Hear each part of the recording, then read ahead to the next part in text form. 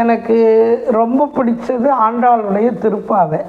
ஏன்னா 8-10 வயசில் ஒரு இளையவல்லின்னு ஒருத்தர் சுவாமி, இளையவல்லி சுவாமின்னு அவர் எங்கள் குழந்தை, நான் என் ஏட்டில் இருக்கிறேன். இப்போ ஆண் பெண் எல்லாரையும் உட்காந்துச்சு திருப்பாவை, அப்புறம் லக்ஷ்மி சோஸ்திரம், அப்புறம் கிருஷ்ணாஷ்டகம் இதெல்லாம் சொல்லி கொடுப்பேன். அதனால எனக்கு முதல்ல 10 வயசில் படித்ததுனாலே முதல்ல ரொம்ப ஞாபகமும் அப்படியே ஃபுல்லாக இருக்கும், ரொம்ப பிடிக்கும்.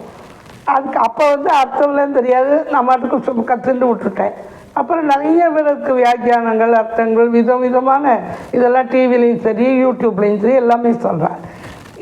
அதெல்லாமல் நான் எப்போவும் உட்காந்து கேட்டுருப்பேன், பிடிக்கும் எனக்குங்கிறதுனால. பட் எனக்கு ஒரு வியப்பு என்னென்னா, அந்த ஆழிமழை கண்ணா ஒன்று நீ கைகரவேல்னு சொல்கிறாங்க. அந்த பாட்டினுடைய அர்த்தத்தில் அவள் இன்னும் ஜாகிரஃபி படிச்சிருக்க மாட்டாள். நாம் ஜாகிரஃபியில் தான் வரும், சமுத்திரத்தில் இருக்கிற தண்ணியை சூரியன் அப்படியே உறிஞ்சிக்கிறது, அப்புறம் அங்கே இருக்கிற குளிர் காற்றோடு சேர்ந்து அது மேகமாக மாறுறது, அப்புறம் அது கருத்துக்குது. அவள் அந்த பாட்டில் அத்தனையும் எழுதியிருக்கா. ஆழிமழை கண்ணா ஒன்று நீ கைகரவேல், ஆழியுள் புக்கு முகந்து கொடுத்து ஆர்த்தேரி, ஊழி முதல்வன் உருவம் போல் மெய் கருத்து, பாழியன் தோளுடைய பத்மநாபன் கையில் ஆழிபோல் மின்னி வலம்புரி போல் நின்று அதிர்ந்து, தாழாதே சார்ங்கம் உதைத்த சரமழை போல் வாழ உலகினில் பெய்திடாய், நாங்களும் மார்கழி நீராட மகிழ்ந்தேலோர் எம்பாவை.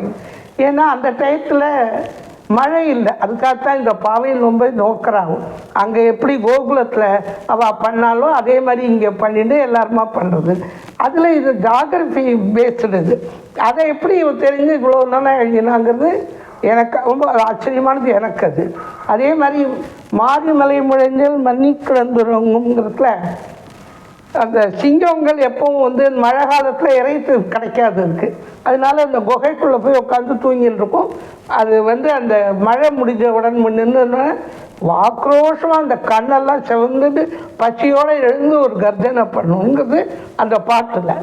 அது எப்படி இவளுக்கு தெரிஞ்சது? இவள் அதை அவ்வளோ அழகாக அதை பாடியிருக்காளே. அந்த மாறி மலை ஒழிஞ்சில் மன்னி கிடந்துறங்கும் சீரிய சிங்கம் அறிவுற்று தீ விழித்து அப்படின்னு அந்த நெருப்பு மாதிரி கக்கிண்டு அது எழுந்துக்கிறத பற்றி சொல்கிறது. இதெல்லாம் நம்ம இதெல்லாம் ரொம்ப உயர்வாக நல்லா இருக்குது. நாம் இதெல்லாம் தெரிஞ்சுட்டு நம்ம பசங்களுக்கெல்லாம் அதை சொல்லி கொடுத்து அதுகளையும் அதனுடைய இன்னும் நிறைய அர்த்தங்கள் இருக்கும். ஒரு பாட்டுக்கும் எவ்வளவோ இருக்கும் அர்த்தம். அதுக்கெல்லாம் இது பண்ணாக்க நமக்கும் நல்லா தெரிஞ்சுட்டு நல்லா இது பண்ணிக்கலாங்கிறது என்னுடைய அபிப்பிராயம். நீங்கள் அதெல்லாம் பண்ணுங்க. பசங்களுக்கு இந்த மாதிரி பாடல்கள் சொல்லி கொடுக்கறது, செய்கிறது, அப்புறம் அதுகளை சொல்லிது, அதுகளை இது பண்ணுறது. இப்போ கொஞ்சம் நிறைய அது வந்திருக்கு, எல்லாரும் அதெல்லாம் ரொம்ப விரும்பி பண்ணுறா. இன்னும் நல்லா பண்ணலாங்கிறது என்னுடைய அபிப்பிராயம். புராணங்கள், இதிகாசங்கள் இதெல்லாம் நமக்கு ரொம்ப பிடிச்சது. நிறைய தரம் அதை படிப்போம், கேட்டுருப்போம். இப்போ ராமாயணம்னு எல்லாரையும் கேட்போம், மகாபாரதம்னு எத்தனை தடவைனாலும் கேட்போம். அதில் கிருஷ்ணனுடைய பாகவதம் அதில் கிருஷ்ணர் ஆக்சுவலாக ஒரு 2-3 பேரை கல்யாணம் பண்ணிட்டு வரும். இப்போ ருக்மணி, ராதை, அப்புறம் சத்யபாமா இதெல்லாம். பட் ஆண்டாளுடைய இதில் நப்பின்னைங்கிறத ஒரு கிருஷ்ணனுடைய மனைவியாக சொல்கிறான். ஆண்டாள் நிறைய எழுதியிருக்கார். சிலது பார்க்கச்சு ரொம்ப ஆச்சரியமாக இருக்கும், ரொம்ப அதிசயமாகவும் இருக்கும். அதில் ஒன்று அவர் நப்பின்னைங்கிற பேரை குறிப்பிடுறான். எப்படி குறிப்பிடுறான்னா கிருஷ்ணருடைய மனைவி. அது கிருஷ்ணர் புராணங்களில் இதிகாசங்கள் படிக்கிறோம். இப்போவும் நம்ம உட்காந்து ராமாயணம் வந்ததுன்னா பார்க்குறோம், மகாபாரதம் வந்தால் பார்க்குறோம். ஆனால் நமக்கு அது ரொம்ப பிடிச்ச சப்ஜெக்ட் இது. அதனால் அதன்படி பார்த்துட்டு கிருஷ்ணருக்கு நிறைய மனைவிகள் வரும், 2 பேர் 3 பேர் இருந்தது. அப்போ அந்த காலத்தில் அது தப்பு இல்லை, அதனால அது இருக்குது. இந்த நப்பின்னைங்கிறவர் இது யாருன்னா, தமிழ்நாட்டில் தமிழ் பண்பாட்டில் இந்த இப்போ ஜல்லிக்கட்டு நடக்கிறது இல்லையா, அந்த ஜல்லிக்கட்டு மாதிரி ஒருத்தர் எல்லாரும் நிறைய மாடெல்லாம் வச்சுருந்து அதை பழக்கி இது பண்ணி ஜல்லிக்கட்டு மாதிரி பண்ணிச்சு.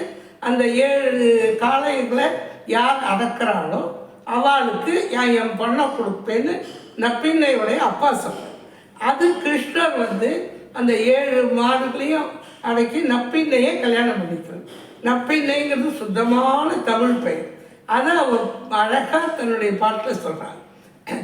அதுவும் என்ன மாதிரி சொல்கிறார், லக்ஷ்மிங்கிறான். உந்து வருகளித்தன் ஓடாதே தோல்வலையன் நந்தகோபாலன் மருமகளே நப்பின்னாய் கந்தம் கவழும் குழலி கடை தெளிவாய்கிறார். இந்த நப்பின்னைங்கிறத அவ்வளோ திருவே துயிலாய் அப்படிங்கிற, அதாவது மகாலட்சுமியை நீ எழுந்துன்னு வா அப்படின்னு. அவளுக்கு அது அந்த அவர்களுடைய காலகட்டத்தில் கிருஷ்ணர் முன்னாடியே இருந்துட்டு அவர் வந்து யுகங்கள் அந்த யுகமெல்லாம் முன்னாடி கலியுகம் வரத்துக்கு முன்னாடியே இருந்திருக்க. பட் ஆனால் இவன் அதை தெரிஞ்சுட்டு அந்த பாட்டில் அழகாக சொல்கிறான். நான் பின்னை நங்காயின்னு அவளை கூப்பிட்றான். முதல்ல கிருஷ்ணரை ஒத்தத்திரையாக எழுப்பிச்சு கிருஷ்ணரை எழுப்புறதுக்கு முன்னாடி நப்பின்னை எழுப்புறான். எனக்கு இதெல்லாம் ரொம்ப ஆராய்ச்சி ரொம்ப பிடிக்கும். அதனால் தெரியுமோ தெரியாதோ நல்ல இது நல்லது தப்போ ரைட்டோன்னா இல்லை, எனக்கு பிடிச்சதை நான் சொன்னேன், அவ்வளோதான்.